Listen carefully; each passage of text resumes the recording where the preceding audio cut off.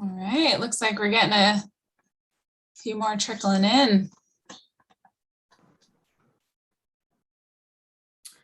Let's go ahead and get started. Hello, everyone. Welcome. It is great to see so many of you on the call tonight. Thank you so much for joining us. If we haven't met, my name is Jameson Watts, and I'm the Executive Director of the Santa Lucia Conservancy. And on behalf of the entire board and staff, thank you for joining us tonight to learn more about fire resilience. The Santa Lucia Conservancy was founded in 1995 as an independent 501c3 land trust. We have a two-part mission. We protect and steward the unique natural and aesthetic resources of the Santa Lucia Preserve. And second, to promote residential communities that are environmentally and ecologically sustainable. And we accomplish this through adaptive land management, biological research, and environmental education and outreach. Before I go on any further, I would like to recognize a few elected officials and members of the fire community who are here today. Representatives from State Senator Laird and U.S. Senator Feinstein. Thank you both for coming tonight. And Monterey County Regional Fire Chief Michael Urquidez and Monterey County Regional Fire Division Chief and Fire Marshal Kevin Kamnikar. Thank you all for joining us tonight. Well, we are truly living in unprecedented and precarious times. Just over a week ago, the International Panel on Climate Change released their 6th assessment, which reinforced several alarming facts. 1, human influence has warmed the climate at a rate that is unprecedented in at least the last 2,000 years. 2, human-induced climate change is affecting weather and climate in every region across the globe. And 3, as global warming increases, so do changes and extremes in regional mean temperature, precipitation, and soil moisture. And we have seen this in our own region, haven't we? We're currently in what some climate scientists believe is the early stages of an extended drought. And wildfires have grown larger and more destructive across the entire Western US. In 2020 alone, over 4 million acres burned across California, including 3 that burned concurrently near the Santa Lucia Preserve: the Dolan Fire, the River Fire, and the Carmel Fire. And as we saw and some of us experienced, fire protection resources were stretched thin, homes were lost, and nearly 20,000 people were displaced in our area here. So what are we as a community to do? At the Santa Lucia Conservancy, we recognize that climate change poses a fundamental threat to our mission, and we are actively working to better integrate climate change adaptation goals and strategies across the organization's programs, projects, and communications. One of those climate change adaptation goals is fire resilience, which is what we are talking about today. Ecosystems that are resilient to wildfire are those that can burn and then return to their pre-burn condition prior to the next fire. Fire-adapted ecosystems are characterized by a fire regime that's going to be talked about in a little bit, which describes the frequency and intensity at which fires in a given vegetation type typically burn, the seasons in which they burn, and the amount of vegetation affected. With this in mind, the Conservancy has partnered with the Santa Lucia Preserve, CAL FIRE, Regional Fire, and landowners here to minimize and mitigate the risk of high-intensity catastrophic wildfire. We accomplish this through various fuel management practices, including conservation grazing. As some of you may know, we have over 120 cattle on the property, shaded fuel breaks, roadside mowing, prescribed burning, and what are called lot-specific fuel management plans. And on the preserve, individual landowners play a critical role in building fire resilience by being responsible under the preserve CC&Rs for the creation and implementation of these lot-specific fuel management plans, which tailor the preserve-wide standards to meet the specific needs of each property. These plans are written by qualified fuel management consultants, are reviewed and updated every 5 years, and are implemented through resident services and/or the community services district. To take us deeper into this, I would now like to introduce our first speaker, the Conservancy's Deputy Director, Dr. Christy Wyckoff, who is going to speak more about how the Conservancy and its partners work together to build fire resilience on the preserve and across our landscape. And one quick note is, as you have questions, please go ahead and message those questions to us. And we, at the end of the program, will take about 10 minutes or so of questions. Okay, Dr. Christy, take it away.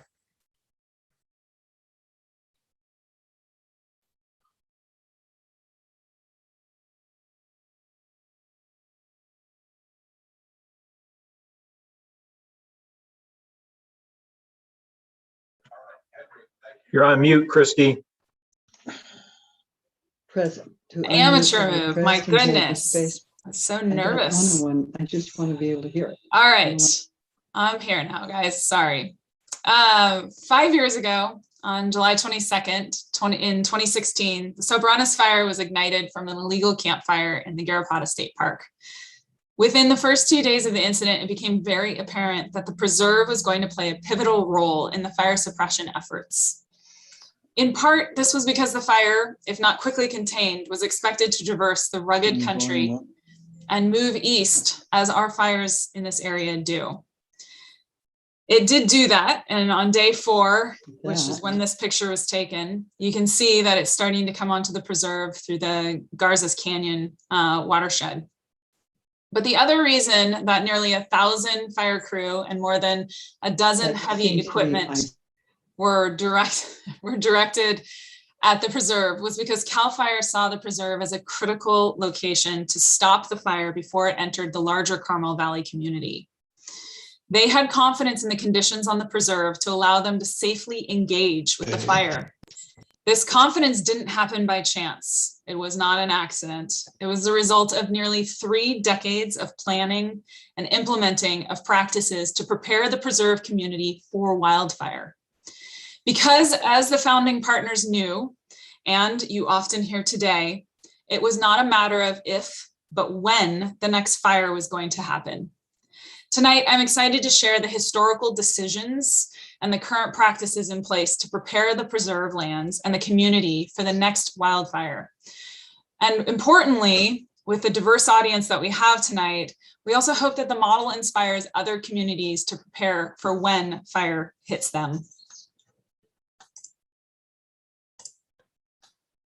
Let me start by introducing the Santa Lucia Preserve. It's a unique 20,000 acre conservation community that's located in the northern Santa Lucia mountain range.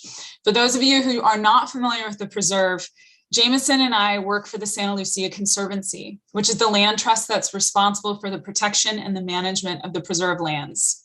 And Forrest Arthur, who you will hear from later, works for the Preserve Company, which manages the human elements of this incredible community. 90% of the lands are permanently protected, with 296 home sites, which are the little gray boxes, a golf course and club amenities woven into this spectacular landscape. The preserve is surrounded by an incredible abundance of other conserved lands, creating a conservation landscape protected into perpetuity. That's all the gray areas outside of the preserve. We're also located in the WUI, the wildland urban interface. And the members of this community, the homeowners and the landowners, the preserve entities, the golf club, the social club, the community services district, and the Conservancy are constantly thinking about fire. We adapt our practices to better prepare for fire.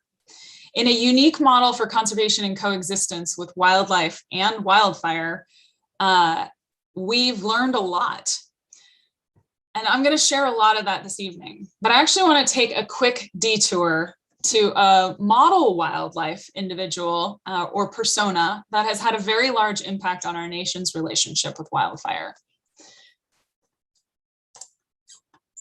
Smokey Bear is a bit of a notorious mascot these days, I'd say. He holds a dear place in many of our hearts as the sage, furry spokesman for our precious natural resources, gravely reminding us that only you can prevent wildfires and that each of us needs to put out our campfire. But as we face year after year of catastrophic wildfires, largely resulting from 100 years of fire suppression, then worsened by climate crisis, and further worsened by unprepared communities that exist in the WUI, Smokey has become a bit of a persona non grata. So a few years ago, as I was preparing to give a talk, not unlike this one, about our community's experience with the Sobranes fire in 2016, I dug into some Smokey history and found some real gems. The first reference for Smokey Bear is in 1944, touting what is still often cited of 9 out of 10 fires are human caused. I was surprised to find that that stat actually holds relatively true, and that 70 to 90% of fires today are human caused, depending on the region that you're in. But as I was looking through images for Smokey, my photos, different photos, my attention was caught by a very different anti-fire propaganda. You see, the first anti-fire propaganda had a much scarier bent to it, and it was motivated by more than just saving Bambi. Our carelessness, their secret weapon. This wartime sentiment that our carelessness makes us weak, wastes our natural resources at a time which they were very critical for World War II. So if we let our forests burn, we benefited the Axis powers, and nobody wanted that. Clearly, at some point between 43 and 44, some early media consultant probably said, that's a little too scary. Maybe we should move to a furry bear. And the scare tactic was abandoned, and instead we got Smokey to appeal to our patriotism and our need to conserve resources. But I think it's important to understand that this campaign, and much of the Smokey Bear campaign, was always about stopping fire and not letting it burn our forests. And that continued for the next 80 years. Fire is bad. Fire causes waste. And you, me, and our firefighters must control this risk. That's the propaganda in large part that got us where we are today. We're living with the consequences of fear-driven decisions. 100 years of unburned fuels, fire-dependent ecosystems starved of the life-giving force of fire. Human communities that have expanded into fire-prone areas where there wasn't fire for 100 years, and now they find they're terribly unprepared to live with fire. And those fires are coming, and they're devastating, and there's so much trauma. And I do not mean to diminish the destructive power of fire, the devastating impacts of fire to those communities, or villainize those who choose to live in the wildland-urban interface. I myself have been evacuated twice because of approaching wildfires in WUI communities in 2 different states. And each time I feared for the worst. I assumed the evacuation was just an abundance of caution, but I couldn't help but be afraid and think of the worst case scenario. And my heart goes out to those communities that have experienced this each year, and many, many who have lost their homes and experienced the worst case scenario. So let's move past the propaganda and the fear. The rest of tonight is about facts. It's about what we know, and more importantly, what we can do to coexist with fire. Because the fact is, we live in a fire landscape, a landscape shaped and adapted to fire. And it's not just the West. There are fires across the planet right now. Greece and Spain are burning. The Siberian tundra was burning last year. Fire is something that our communities across the globe are going to have to learn to live with. And it's time that those communities proactively shape themselves to coexist with fire and to learn to live with fire. Fire, as the quote at the beginning of the presentation said, fire is a natural part of the ecosystem and is something we live with, in the same way that the Gulf Coast has hurricanes and the Midwest have tornadoes. We have earthquakes and fires. It's about learning and designing our communities to live with fire in a healthy manner. This was from one of our partners, Cal Fire Forester, Jonathan Pangburn, who I thought it was one of the most quintessential quotes I've seen lately. The good news is we have solutions, and we continue to improve our understanding and adaptation to fire in this reality. So how do we coexist with fire? First, we put it in context. Fire is an essential part of history, the ecology, and the cultural background of this region, and it can be restorative for the land. California has many fire-adapted species, and while we humans see a forest that's been impacted by fire as this barren, unstructured, ugly-looking space, it actually is the source of a lot of rejuvenation and clearing and new growth. For example, the redwoods here, they burned in Trapper's Loop during the Sobranes, and you can see the trees are putting out new growth. As soon as the fire was over, they started greening up. And most surprisingly was that the millions of seeds that the redwoods produce each year finally sprouted. Seedlings don't germinate on their own most of the time, but when a low intensity fire came through, we had this carpet of tiny little seedling redwoods. It was incredible. And so many of our species, the coastal redwoods, the manzanita, the buckwheat, they've evolved with fire regularly moving through the system, cleaning up downed material and opening up the canopy to deposit new nutrients into the system. Historically, fire was common across much of the Central Coast, with some habitats burning either naturally or with cultural burning by the Native Americans as often as every year. Every 10 years, some habitats burned every 35 to 100 years. It depended on the moisture content, the drought conditions of that year, the fuel buildup from previous years when there hadn't been fires. Some of these fires would be really low intensity. They would just be what we would consider management fires today. Others would be intense. They'd be stand replacing fires where there was a full shift in habitat from forest to grassland or brush. And then eventually with time, they would evolve back into forest. These are the cycles that we've interrupted through settlement and through our fire suppression policies.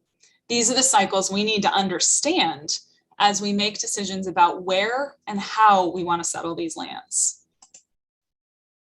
It's estimated that historically 4 million acres a year would burn in California alone. This was back before the Europeans came in and stopped burning. Until last year, that average footprint in California wildfires was around 200,000 acres. That is what we call a fire deficit. And most of us understand that deficits are generally not good because there's a correction forecasted somewhere in the future. Last year in 2020, that correction arrived. As Jameson mentioned, 4 million acres burned, but there was terrible consequences with intensity and speed that was unbelievable in some of the fires. And for many of the communities impacted, they had never experienced anything like that, and they were totally unprepared. In the last few years, I think it's safe to say we have finally learned that we cannot stop fire entirely, nor should we. We have only made things worse by trying to.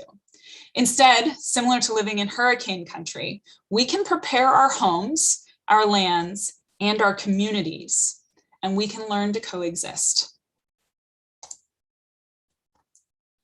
This map is of some of the fire history locally. It does not have the Carmel and River fires on there. This was prepared for a previous talk and I didn't get a chance to update it, but even though there was a robust effort to stop fire for the last 100 years, there were still fires in our area. You can see the preserved footprint is outlined in the background, and these are fires since 1913. That's the earliest recorded fires that we have shape files for. Essentially, we have estimates of where they burned. These fires burned in patches, similar to the habitats that we see that are patchy today.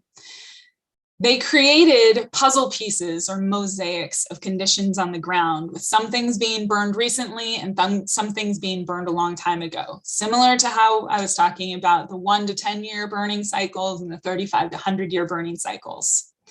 The diversity in textures and colors of the habitats that we love in this area are what is so striking. And so many people come out here and are just awestruck by the many different niches and textures and patterns that they see. That diversity is fostered by fire, but it also actually contributes to how those ecosystems will rebound. So the more diverse and the more resilient a habitat is, the quicker they can recover from impacts such as droughts, floods, and of course fires. So if we go off the premise that diversity of habitats and conditions allow the system to rebound, then someone's got to make sure that that's the case.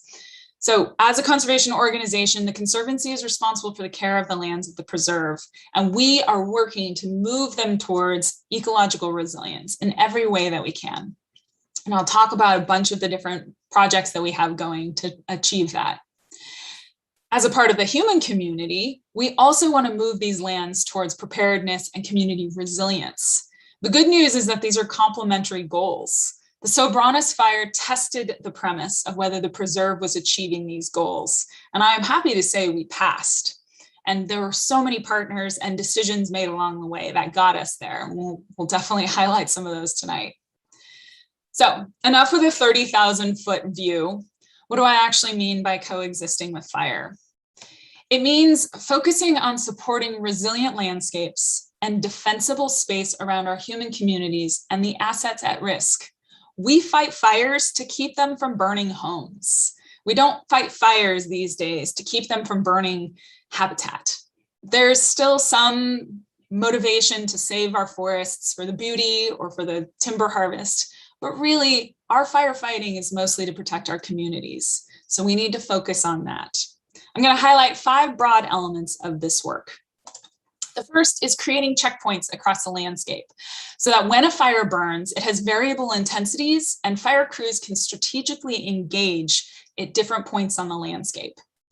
Next, you want to manage the habitats for a mosaic of conditions. Some old growth, some young growth, some crowded spaces that provide really great habitat, and some wide open spaces where fire could smoothly move through. Each has an important role in the ecosystem for wildlife habitat, ecosystem services, and post-fire recovery. So we need to support those and make sure that they maintain. We need to focus our attention on the structure out, protect the resources at risk, put our effort where we can really make a difference. Sure, it is good to do work in the wildlands, and we want to reduce catastrophic fire and stand replacing fire. It should not be something that happens frequently. But ultimately, we want to protect our communities, the spaces that we live in. And so that's really where we need to focus. Then we should work towards shaping a community that's fire permeable, where the structures and the infrastructure are prepared, they're ready, and they're safe for fire crews to engage and protect and navigate the roads, but fire can move between those in ways that do not threaten the structures because we've done the work. Lastly, we want to build partnerships and collaborations with neighbors, agencies, policymakers, and like-minded partners who we can call on when there's an incident. Sometimes we need them to actually fight the fire. Sometimes we need advice. We want to have those partnerships before the incident happens. And then we can also hold each other as partners to higher levels and increasing standards for resilience and coexistence. So when I talk about creating checkpoints on the landscape, many of you have probably heard about fuel breaks and fuel management. And so that is a very physical example of a checkpoint.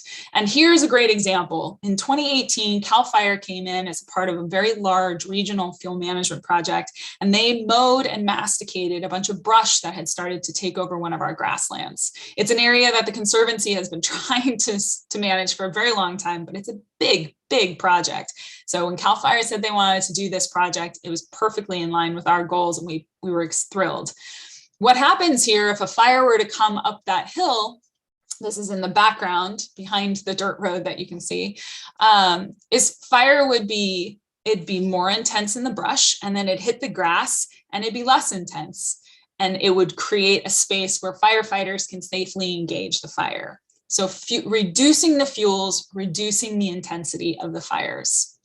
But checkpoints can also be at the planning level. Where do you want to place a home? Perhaps there's a strategic trail that you can use as part of your fuel breaks. Maybe you need to reassess where fire hydrants are placed or where other bodies of water are that you could use as you're suppressing fire. Those decisions are checkpoints as well. In the early preserve planning, there were a lot of really key decisions that were made.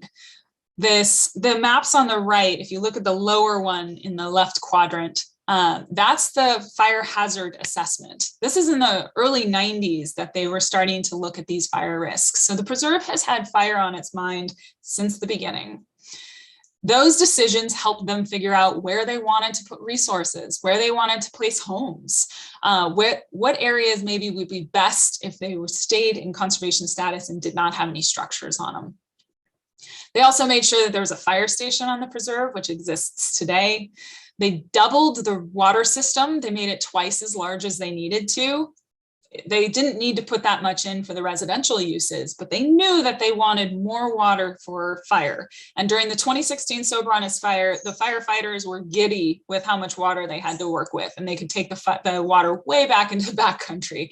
Highly unusual in wildland urban interface communities or WUI communities. And it was an incredible decision, not a cheap one that was made early on, but it has paid dividends. And then the requirement for fuel management around the homes that Jameson was saying, that was actually put in the founding documents. Decisions early on that identified fire as something that we needed to take seriously and that we could do a better job with than your average WUI community. Actions and fuel management today include a brand new fire dedicated position that the community services just put in.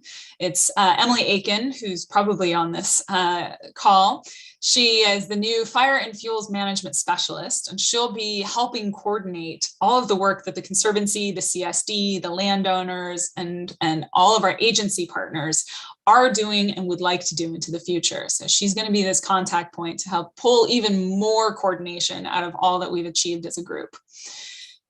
One of the things that is done year in and year out by the Community Services District is roadside fuel management. Each year they mow 180 acres 2 to 3 times a year to reduce the grass fuels along the side of the road. This reduces the risk that a car could start a fire, or if someone's stupid enough to throw a cigarette out their window, that it will land somewhere that's not going to catch the rest of the community on fire. It's a really important annual practice and keeps the community safe along the roadsides. The Conservancy and the CSD have both collaborated year in and year out on consistent updates with the preserve fuel management standards, which is the last updated in 2018. And they bring some of the most robust protective practices into play. They go well beyond state and regional fuel management standards, but they do it in a way that protects biodiversity. They protect watershed integrity, and they protect the beauty that people have moved to this area for. So it doesn't have to be one or the other. You can do fuel management in a way that protects biodiversity and mimics fire, and we'll talk a bit more about that.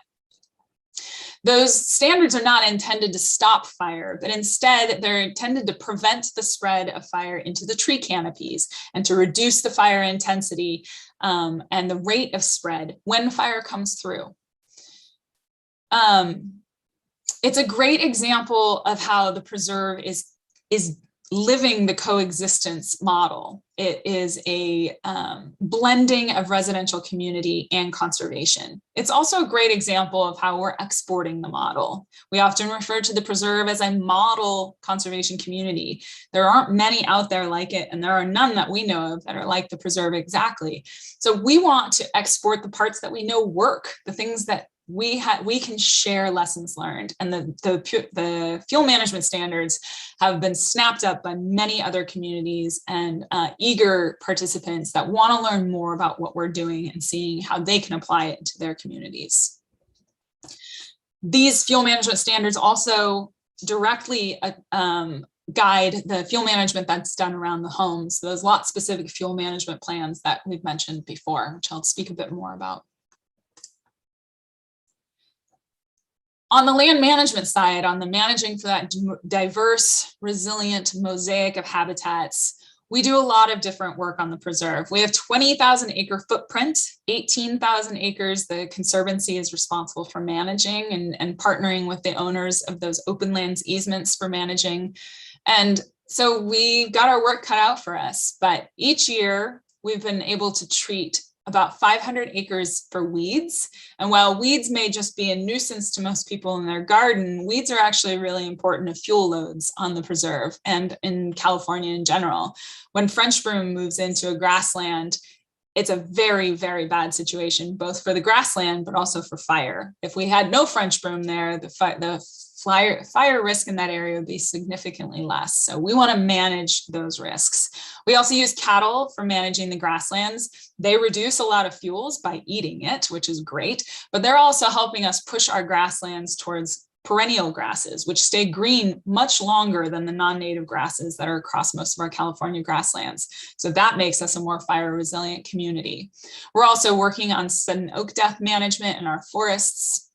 And we've recently gotten close to finishing our forest health plan, which will help us tackle some of the fuel and fire issues that are in our forests, including weeds in the forest and dead timber from sudden oak death.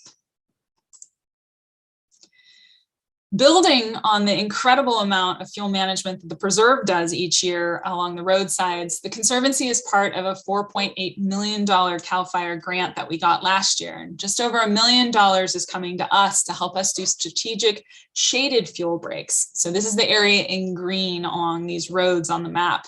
The idea is that we will tie in with the areas where the preserve is doing their mowing each year, and we'll do shaded fuel break work, which reduces the risk of fire in forested habitats and helps us separate some of the brushy habitats. We're going to work closely with CSD and strategic contractor partners to make this happen, and we should be starting soon, but it's really exciting. This work doesn't happen every year. It needs to be once every 5 years or so, but we're trying to jumpstart to get it done because it hasn't been done in a very long time, and it will make the roads, the areas that we've selected, are egress and ingress focused. So it's not every road on the preserve.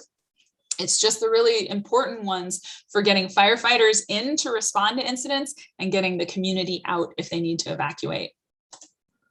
What that looks like is basically taking overgrown, shrubby looking forests, like the picture on the left, and clearing them and mimicking fire. We talk a lot about mimicking natural processes. We want to mimic fire. So as you're implementing fuel management around your home, let's say, you should be thinking like you're a low intensity fire, and you don't want to remove the trees. The trees are providing shade. They're providing cool, moist conditions that don't like to burn. You should remove the flashy fuels, so all the little light burnable things that are in between the trees. And it needs to be done once a year, once every 5 years. It depends on the conditions. But what this does is it protects the habitat because it's similar to a natural process, but it also protects the community. It protects those structures. Prescribed fires are going to be a very important tool, and I'm sure many of you have heard a lot about it recently in the news. It's definitely a topic du jour, which I am thrilled about. But the Conservancy has actually been doing prescribed fire for a very long time. And so I wanted to show you some pictures from when we did some prescribed burning on the San Francisco Flats. So those of you that are familiar with the preserve, this is right in the center of the community, right next to the hacienda. That was in 2012. Another burn that we did in 2015 was at Moores Lake, again, right in the middle of the community. And this one was to manage for tules, which are a really important habitat type for some endangered species, but they need to be turned over every once in a while. They need some regenerative processes. So we took some fire in there and it worked great. We haven't done any burns on the preserve in a few years for a variety of reasons, but we are making sure that we're keeping our skills sharp and working with partners around the region to help them implement prescribed fire.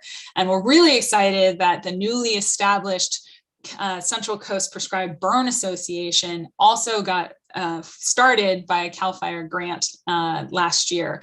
And that will be helping fund a bunch of different prescribed burns across the area. So this Watsonville burn that these pictures of Jackson and Rodrigo and myself helping out at, that one was funded by this grant. And then we have plans to do a burn on the preserve with the PBA.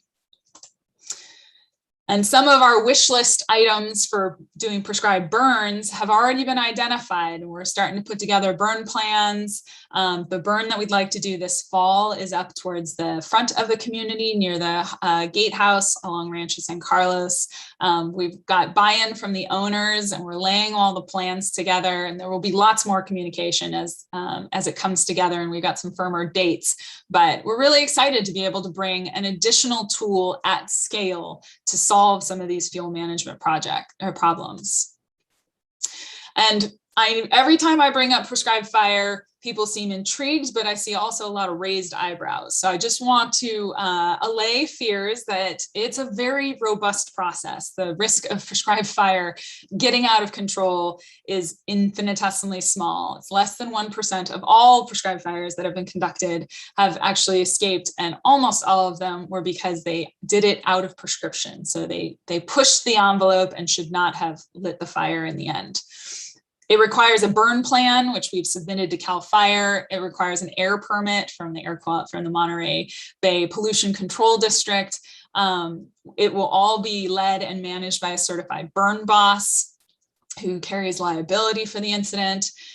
We have a very specific prescription that we're going to be operating in. So we have a range of humidities that we can work within, wind conditions, air temperature, fuel conditions, the moisture of the fuel. There's a lot that goes into these plans. And then during the incident, you're monitoring the weather, you're monitoring the smoke dispersal, make sure it's doing what it's supposed to. You have fire behavior and control lines that are being monitored. It's a big deal, but it's also something that we're really excited to share. So if people are interested in coming and spectating from a distance, there's nothing that we would like more than to have fire be normalized. We can't be afraid of fire anymore. We really need to embrace it as a tool and as an element that we will live with, similar to living in the Gulf Coast with hurricanes. So if you bring it all together, our resilience our efforts to make the land more resilient and our checks on the landscape, we have a pretty good footprint. And then scattered through there would be all the fuel management plans that go around each of the homes that are on the preserve. So if you think about this as a firefighter who needs to engage with a fire, they have a lot of options here. They have a lot of places that they can come in and they can work on suppressing the fire or doing burnout operations, and they can do it safely because we as a community have done the work to create a landscape that is manageable for fire suppression, but also resilient and less prone to catastrophic fires. This is the part that's really important. Again, coming back to this idea of structure out. So we've done all of this work with the landscape, but again, we fight fires to protect homes these days. So if we can protect the homes and make the homes ignition proof, it makes the fires a lot less dangerous. And it makes the job a lot less dangerous for our fire crews who are putting themselves out there. So work with your fuel management plan. There should be a 5-foot non-combustible zone around your home. This is a new element that's actually coming down as a regulation in 2023. It is certainly not a landscape architect's dream to have no plants up against the house, but unfortunately that is the future. And there are very tasteful ways to do it. You just got to plan ahead.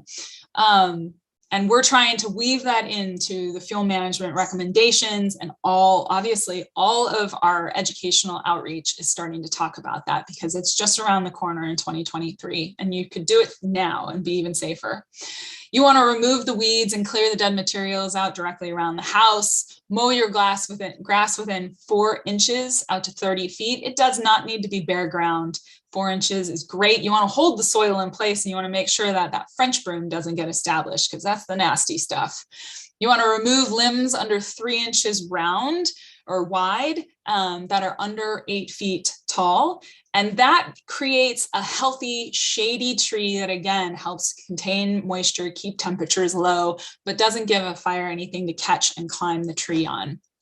And then you want to prune and separate bushes. And all of this is outlined in those fuel management standards. But ultimately, you want to control the controllable. And our primary concern is that our homes and communities be safe. So let's focus on those. The last idea is the idea that if we do all of this, if we have defensible homes, if we have roads that are safe for moving about because the fire risk is low, and we put a priority on life and property, we can have what's called a fire permeable community. And this idea, I think, is the future because it provides room for wildlife and nature to exist, but it also provides room for wildlife to escape when there's a fire. It puts the emphasis on the things that we want to protect, which is our structures and our lives. and does not send firefighters into terribly dangerous situations. It allows for them to have safe working space to protect structures. And it results in less damage in the long run. Bulldozers are an effective tool against fire, but they can also be a very destructive tool. And a fire break, a bulldozer line on the top of a ridge, is a strategic offensive tool. It's where a fire crew will go to engage on the offensive, but they do not stop fires on their own. Embers jump over fire breaks on ridges. Fires creep, they do what they want. The trick is to really focus on what we want to protect and control.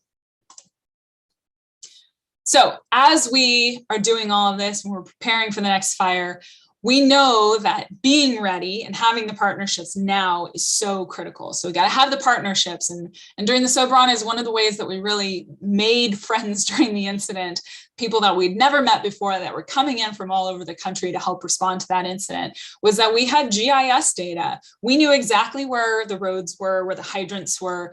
We knew where our archaeological sites were so that those didn't get hit by bulldozers more than they already had at that point.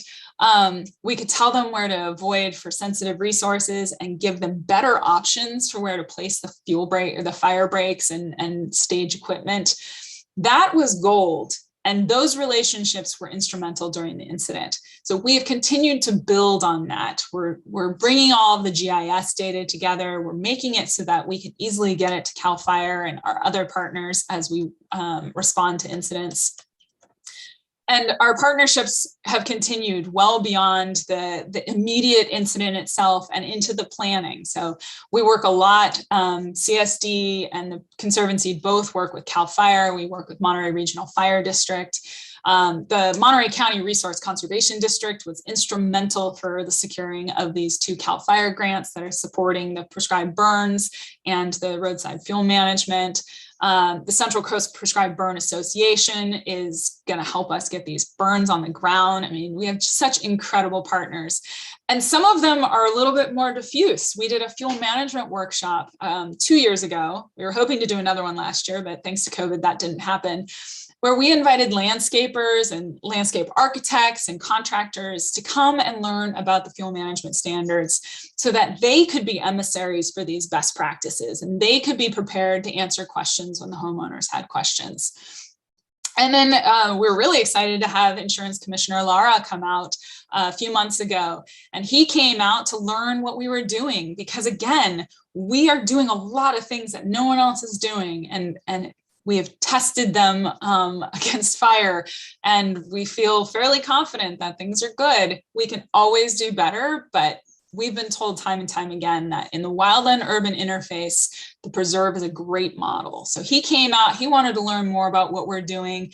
Insurance is definitely an issue. And so we are trying to make it clear that if you do all of these things, if you prepare your community like we are, that insurance shouldn't be running away. They should be coming and insuring properties here because we've done all of these incredible steps to prepare and make these homes very safe. The community is safe because of all of this work that's been done by everybody on the preserve. So, in summary, we are prepared for wildlife or wildfire. I'm a biologist, I say a lot of wildlife.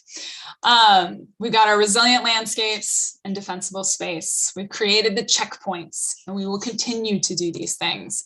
We are managing for mosaics and resilient landscapes.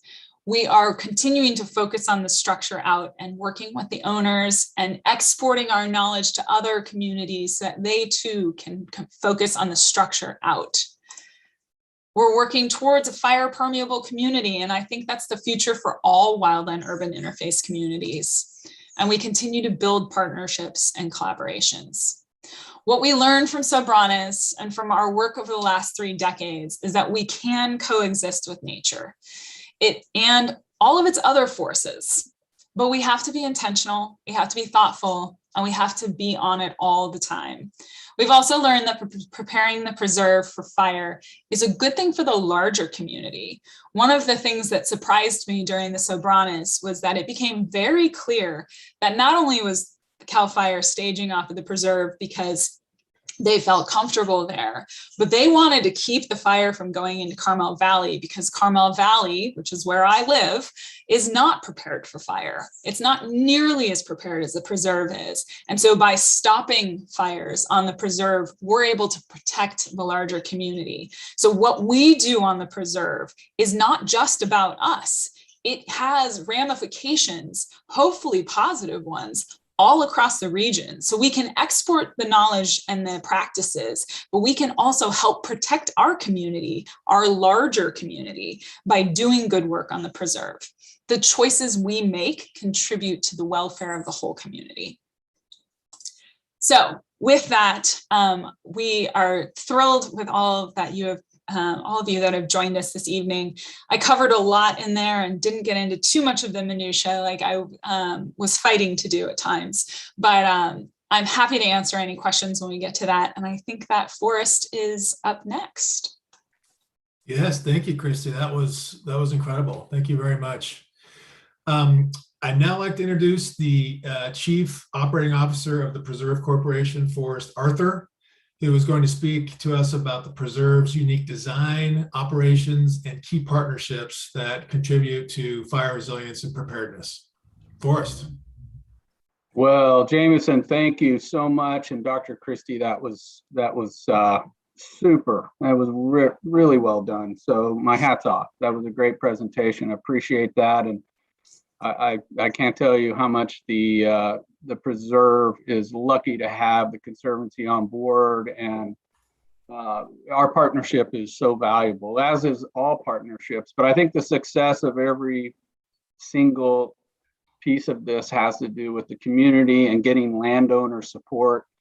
And I'm ecstatic to say that we're on board with that, working with the Conservancy as the largest landowner. But not only that, but we just recently put out an initiative to bring a brush management and fire safety initiative to the preserve, which every landowner approved overwhelmingly with a 90% approval, to pump in some extra funding to take on more and more of the exact programs that Dr. Christie elaborated on. So we're very excited about that. It's a lot of looking back in time and looking at what we have done and what we have is fantastic, but it's really about what do we do today going forward, and not resting on our laurels and moving forward in a positive manner to do things that are going to help us if a future fire approaches the preserve or is on the preserve, and that's bound to happen. We don't have to watch TV too much to see that that's evident across the board. So I'm very fortunate to be able to partner with the Conservancy and their grant towards moving forward with a lot of fire initiatives. And plus, we've now got a new fire initiative. Having an on-board fire specialist is such a special tool for us moving forward with these fuel management plans. It's all very innovative, and it's very fantastic things. And I'm excited moving forward. And if we all buy into the program and we all participate as landowners and we move in the right direction, we can do the right things that can help us move into positive territory. And so I think the preserve is fortunate in the fact that we have done what we've done to date, but it's a lot about doing what we do in the future. And so moving forward and working with our partners, Conservancy, CAL FIRE, our neighbors, and doing all the positive changes that we can, it gives us a step up in the right direction. I'm really excited for the FireWise program that we're in the application process in. I know that there's a lot of that going on throughout the Carmel Valley as well. And that's a good program. That's a solid program. We're moving forward with that. And we're looking at ways that we can, become more fire resilient. And I applaud the Conservancy. I applaud the community. I applaud every landowner that's moving forward and showing the initiative to help us through this process. It's important, and it's something that we all have to pay attention to. And just as a representative of the preserve community as a whole, thank you, Conservancy. Thank you for putting this on. Thank you for a great presentation. I'm excited to be a part of it. I think controlled burns are controversial, but important.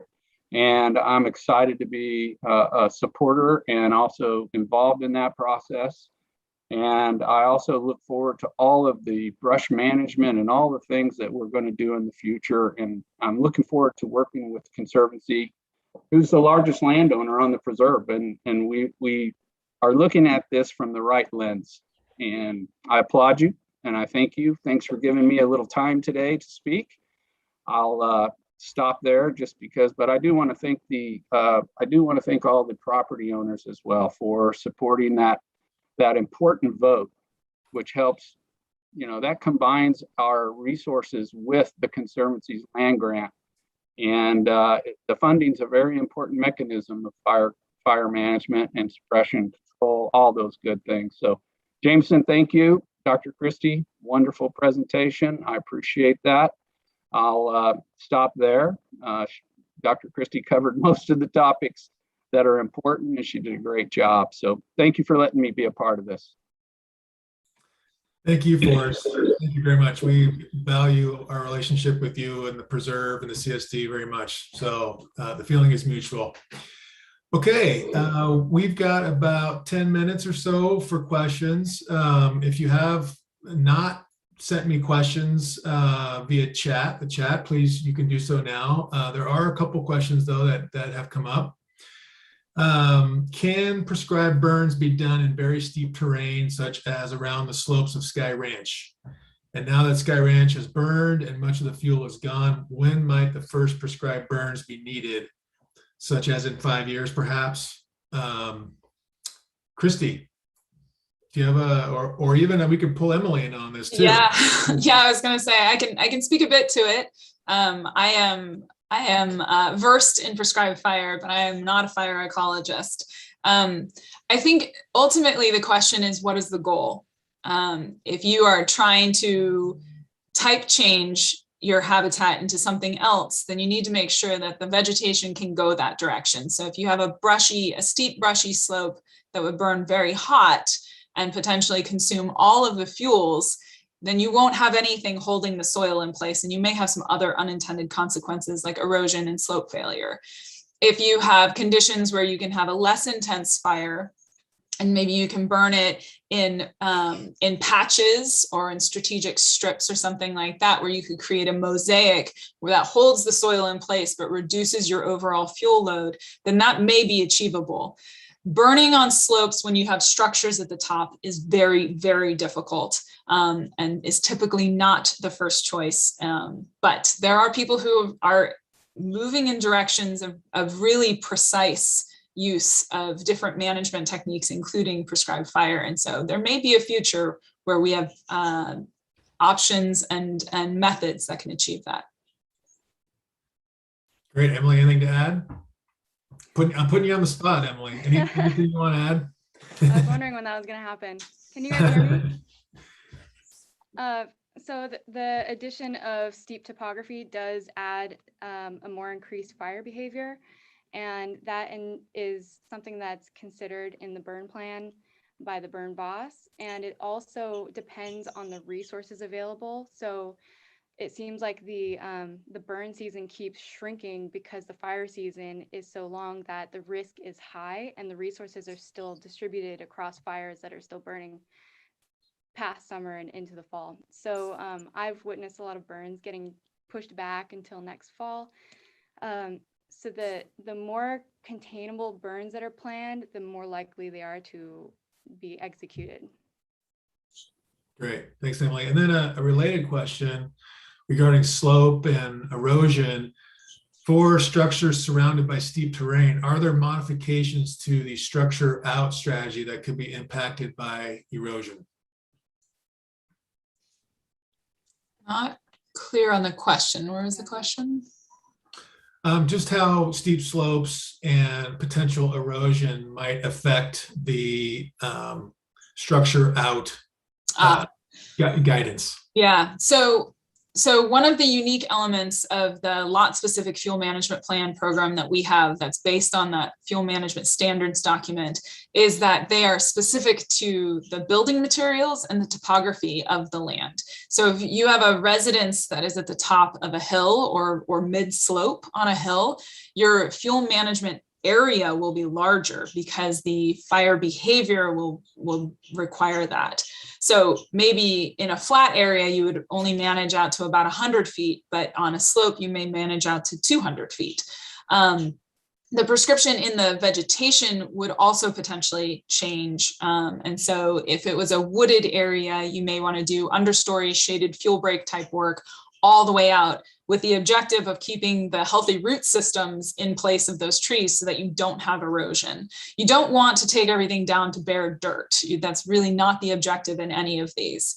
If you had a brushy slope, which are really common around here, you want to thin your brush. You want to separate the clumps of brush. And the fortunate thing is that many of our brush species are very adapted to disturbance, i.e. mainly fire. They're used to that. And so if you cut off the top of them, they will root sprout, which if you're trying to get rid of them is really frustrating. But if you're trying to protect your soil and you want to remove the dead old material, it's perfect, because then you've cut back the dead material and now you're going to have fresh green growth for a couple of years. And then you can come back and you can do that again, letting the plant recharge its root system, but also making sure that you don't have a real fuels buildup on the slope. So it's really about thinking about what's underground as you're doing the above ground work when you're dealing with slopes and concerns of erosion. Okay, one more question. Homeowners are curious if poison oak falls in the same category as the Scotch broom, or is it part of the natural endemic vegetation? How does it burn? How should it be treated? Yes, as someone who has poison oak on their legs as I speak, I share your dislike for the plant, but it actually provides incredibly important habitat for wildlife. It provides all kinds of nesting habitat and cover, because not everything likes to go into that, so they won't chase other critters. And the berries are a really important food source. So it is native and it's important for our wildlife. That said, it loves to burn. So we definitely encourage the removal in your fuel management area. So around your home, the poison oak can go. It is one of the first things to come back after disturbance. So we were seeing in burned areas and in bulldozered areas that the bracken ferns and the poison oak were the first things to come back. So it's very resilient.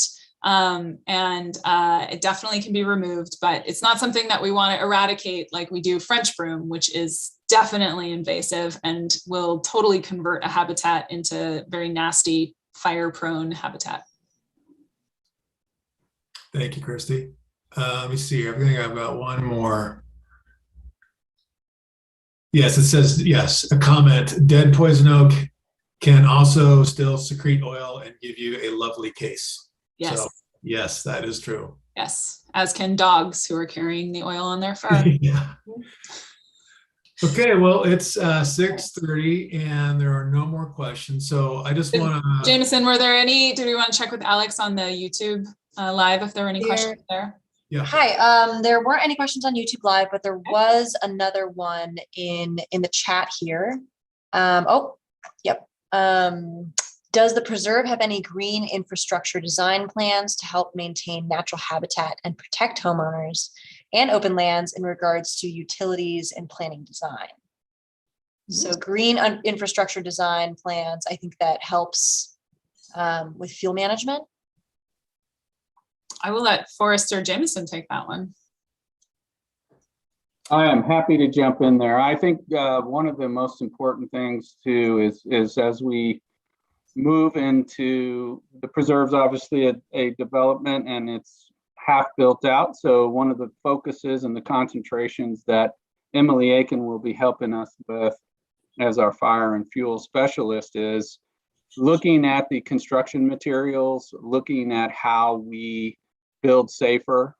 There is a lot of information out there. There's a lot of requirements now on how you build in wildfire zones. And so we are moving into a new world.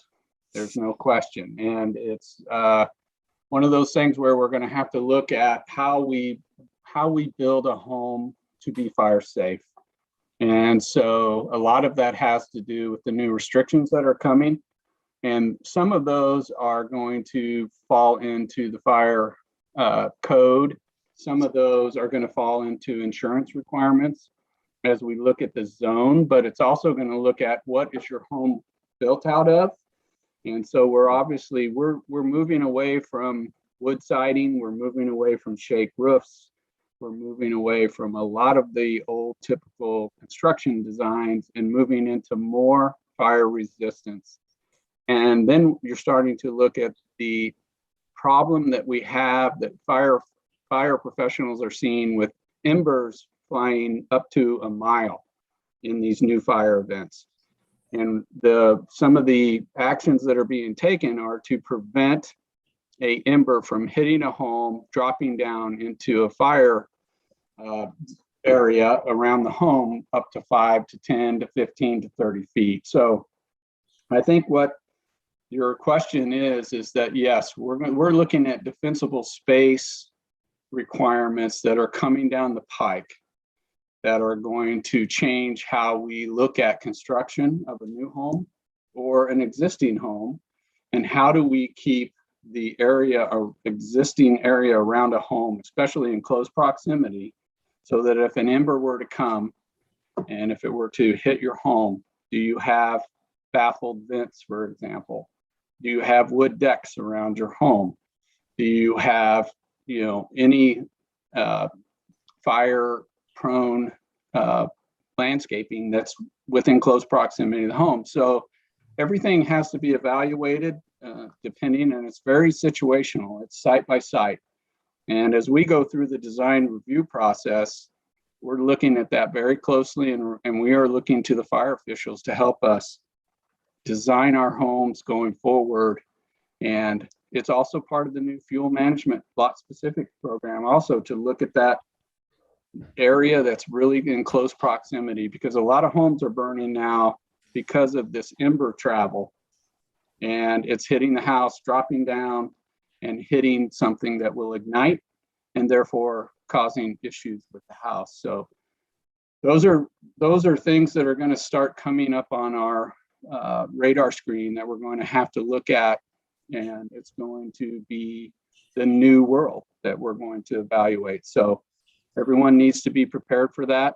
There's a lot of science out there and a lot of research and development going into fire retardant products that can be applied that can help us through those things. So a lot of energy is being applied to how to protect the home. So that needs to look into not only new development, but existing homes as well. So that's kind of how what I have to say to answer that.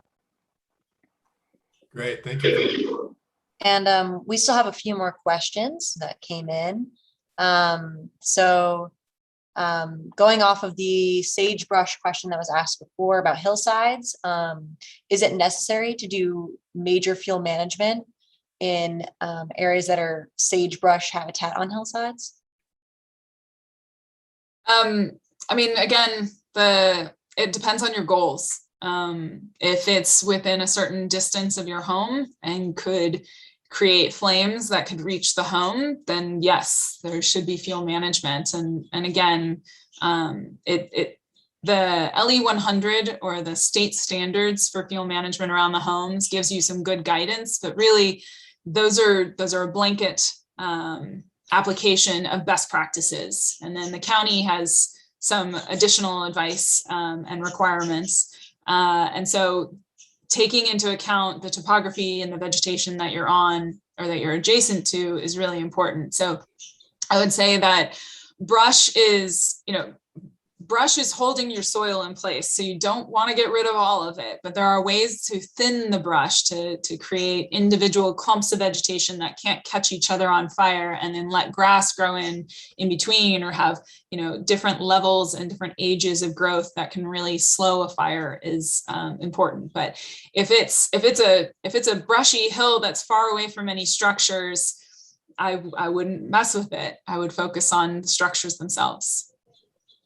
So I want to say something real quick about the fuel management plan. Each one is customized to a lot, and in that plan includes a flame height predictive model. The goal of the fuel management plan is to reduce your flame heights from 0 to 2 feet around the house. So if you've got a certain type of habitat that's showing 8 or 12 or even higher flame heights, then we're going to look into ways to mitigate those flame heights to reduce the size. So that's just another thing to consider. Awesome, thank you. So we have another question that is French broom specific. Should French broom be pulled so it could be entirely eradicated, or just cut close to the ground to help prevent erosion? Oh, French broom should be pulled. Absolutely. Without a question. If you cut it, it just doubles down and gets even more nasty. The sooner that you can interrupt the seed cycle of French broom, the better. What will happen if you remove French broom is the plants that would normally be there if French broom hadn't been there should recolonize. Many of our native plants have long-lived seeds in the seed bank. And so if you open things up and get rid of the competition from the non-native invasive French broom, many of our natives will come back. Or you can go in and you could buy seeds of native grasses or forbs that you want. But French broom is always bad, and is definitely not worth keeping deep roots, because they don't actually even have that deep of roots. They're just menaces altogether. Great, okay. And then have we set up permanent vegetation transects to check before and after we burn a grassland that we're not accidentally destroying natives? Yeah, that's a very important question. So depending on the burn unit, we have different objectives. So this burn unit that we're planning on doing this fall actually is going to be looking at some brush management questions, because we're trying to not only manage for French broom that's in the area, but we also have a lot of coyote brush that's moved in. And so we're doing some study plots for that. And then we have existing quadrat setups, so exclosures that we use for our grazing management, but they will also work for managing unburned and burned grasslands, so that we can look at the response in the natives for that. But it is very important that you time your fire, your prescribed fire, with when it would naturally burn. Because if you burn them at the wrong time of year, you can actually have unintended consequences. So we're shooting for when the natives are dormant. They've already produced their seeds, and the brush that we want to impact is most vulnerable because it's really dry and is like stressed out from the long summer. Great. And we have one more question. Has the preserve engaged goat herds to manage brush and on steep slopes? We love the goat question. Yes, goats are definitely like the mascot for fire prevention in California. We had goats come in the winter of 2014 and the winter of 2015. And we often joked while they were doing their goaty work that they're like fire themselves. They remove everything if you're not careful. And in some areas, that is a very good tool. In other areas, they were too much for our grasslands. And so we saw some areas that we would never do it again in.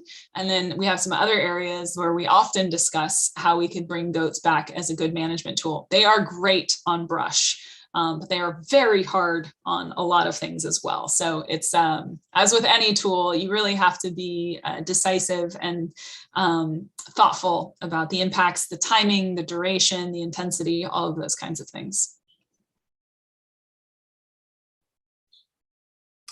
Great. Well, I think that brings us to the end of our program. I want to thank everyone again for tuning in tonight. Thank you everyone for coming, Forrest and Kevin and Chief Equities, thank you for making it. I just want to say in conclusion that all of us, communities, organizations, associations, boards, caucuses, and individuals have a role to play in adapting to a changing climate, beginning with becoming more fire resilient. And we hope, the Conservancy hopes, that you found this presentation interesting and useful. If you want additional information, you can find it on our website at slconservancy.org. And if you go to the What We Do dropdown, you'll see Managing Fuels and Fire, and there's a lot of resources there. We will also be following up with everybody who tuned in on Zoom, probably Monday, with more resources and links. And I just want to thank you again for coming. So with that, have a great evening, and please let us know if you have any additional questions. Thank you all for tuning in. Thank you. Thank you. Great program. Thank you. Great. Thank you, guys. Thank you, everybody.